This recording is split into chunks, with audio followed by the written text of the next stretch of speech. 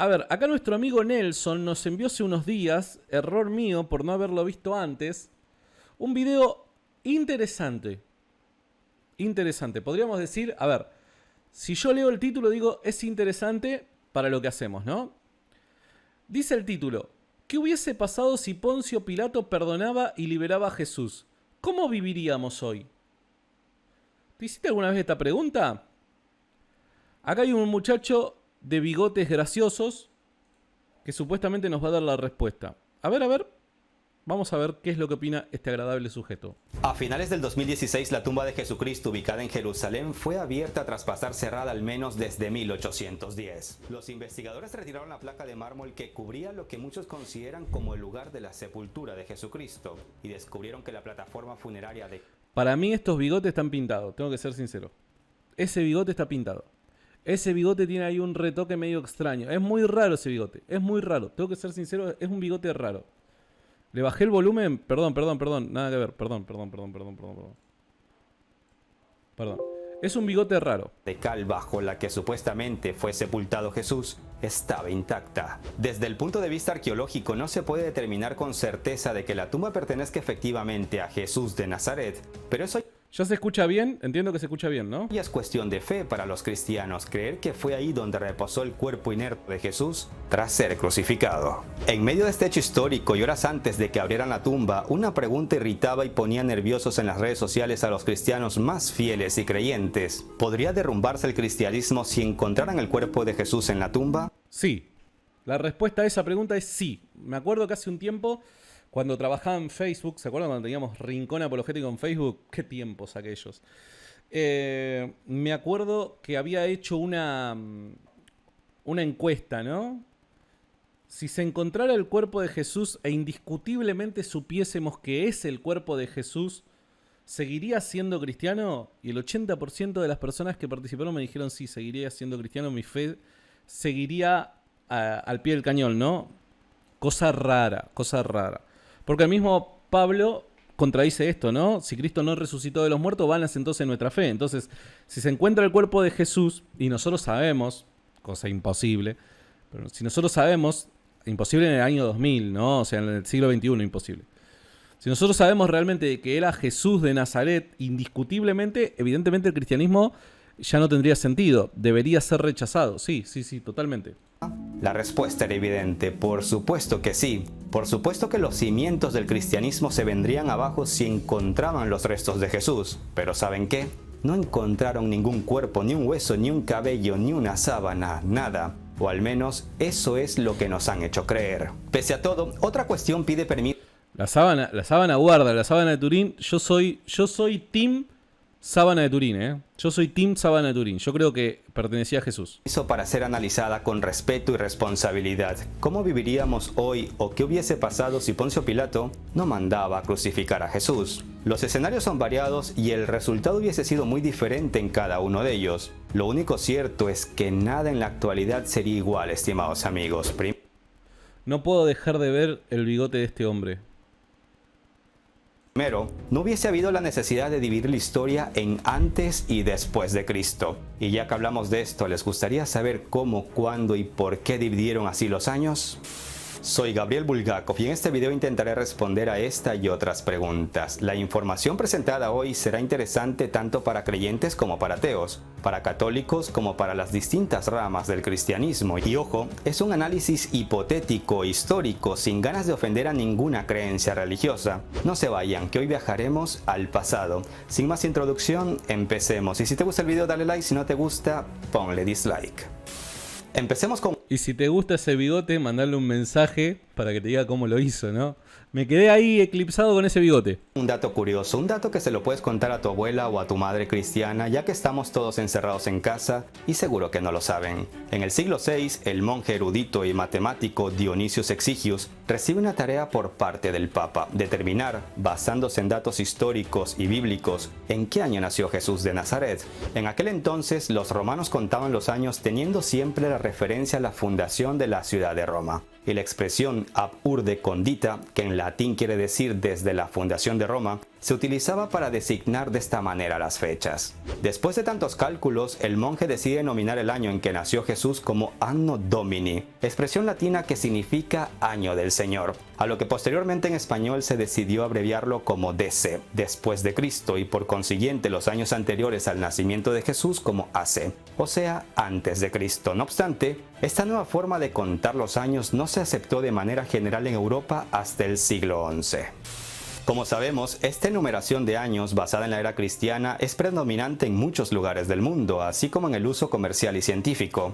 Tal predominancia se debe a la relevancia de la cristiandad en el mundo occidental y la influencia de esta en la ciencia, tecnología, vida social y hasta en el comercio. Seas ateo, agnóstico, cristiano o lo que sea, quieras o no, para que te entiendan debes usar el antes o después de Cristo para referirte a un año concreto del pasado. Con esta forma de contar los años, la Iglesia Católica se anotó un puntazo en la historia al poner a Jesús como referencia, seas religioso o no, cristiano o no. Imagina el poder de la Iglesia Católica que hasta en la Conchinchín estamos en el año 2020, después de Cristo. Pero vayámonos unos años más adelante, que la clave del tema de hoy no es el nacimiento de Jesús, sino su muerte, porque sin la crucifixión, o sea, sin su muerte... Hasta acá me parece que los datos que acaba de tirar, ¿no? Y todas las opiniones y demás son irrelevantes, ¿no? Nosotros venimos a ver qué hubiese pasado si Poncio Pilato perdonaba y liberaba a Jesús. ¿Qué tiene que ver el calendario? Todavía no entiendo qué es. Capaz que más adelante me lo dice, ¿no?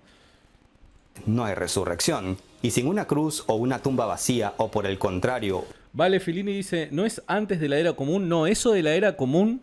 guarda con eso de la era común, ¿eh? Es una tontería, muchos dirán, pero guardan. Vieron de que a través del lenguaje muchos tratan de manipular el pensamiento. Entonces, ¿cómo hacemos para quitar el cristianismo de la sociedad? Jajaja, ya mismo habla de Constantino que de Pilato. ¿Cómo hacemos para quitar toda referencia cristiana de la sociedad y de la cultura? Bueno, cambiando el lenguaje. Entonces ya no más se dice o se intenta decir después de Cristo, sino era común. ¿Está bien? Entonces cuando se dice era común se hace referencia al mismo periodo de tiempo, pero ya no más haciendo una mención explícita de Cristo.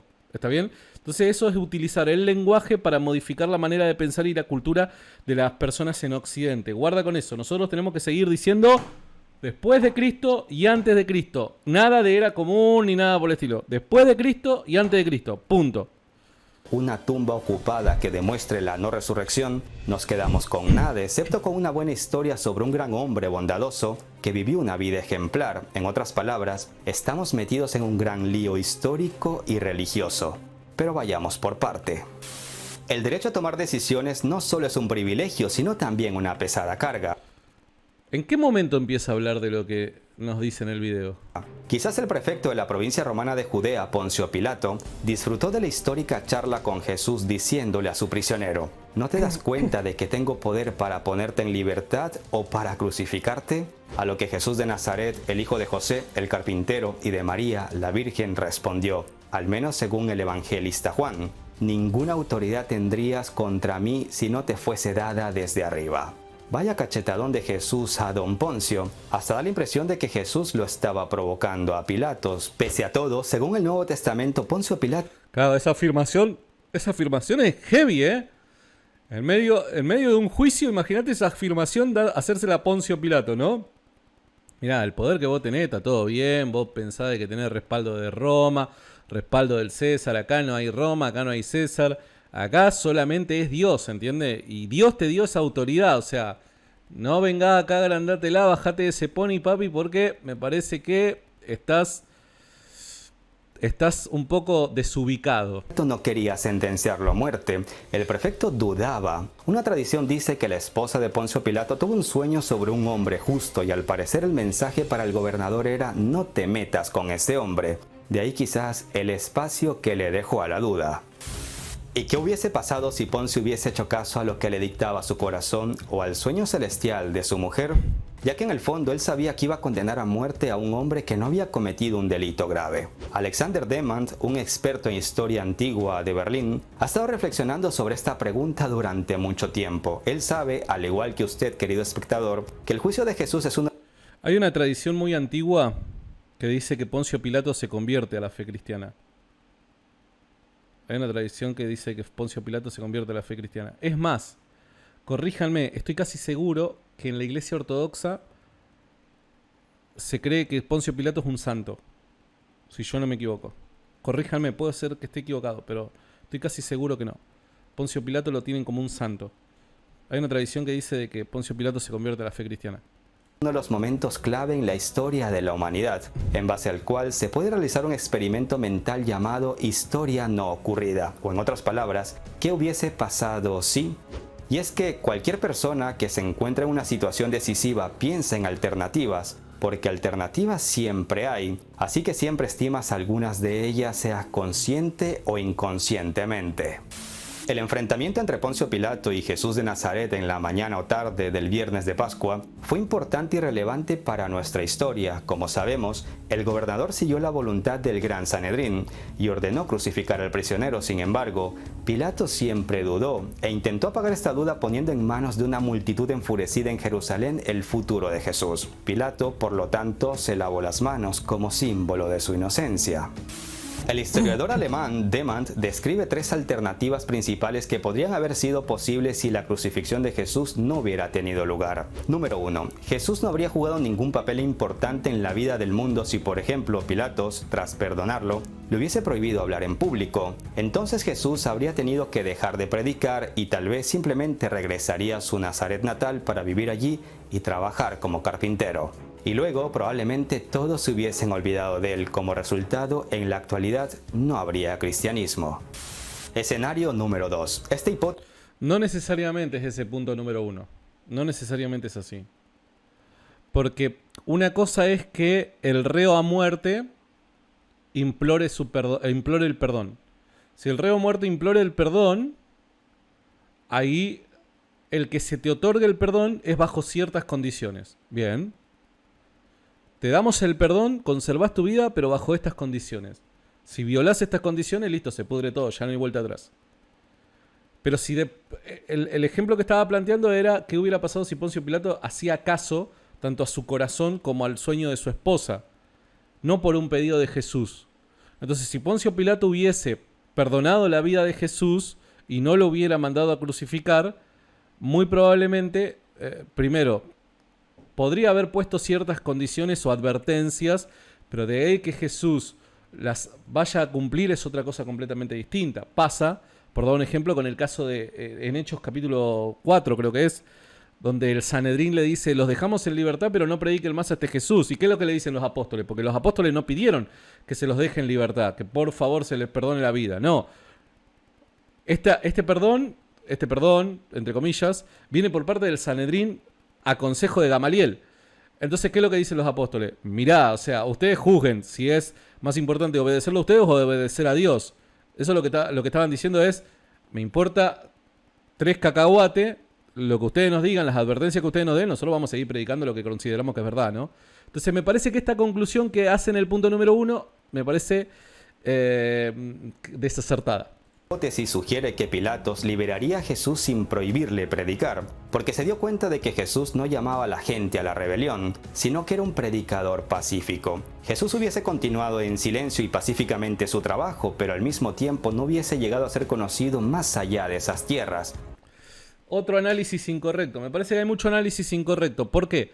Porque la razón por la cual Pilato manda a crucificar a Jesús no es porque Pilato cree que Jesús vaya a levantar a las multitudes en contra de Roma o algo por el estilo, sino que es un problema interno de política entre el sumo sacerdote y Pilato, entre el Sanedrín y Pilato.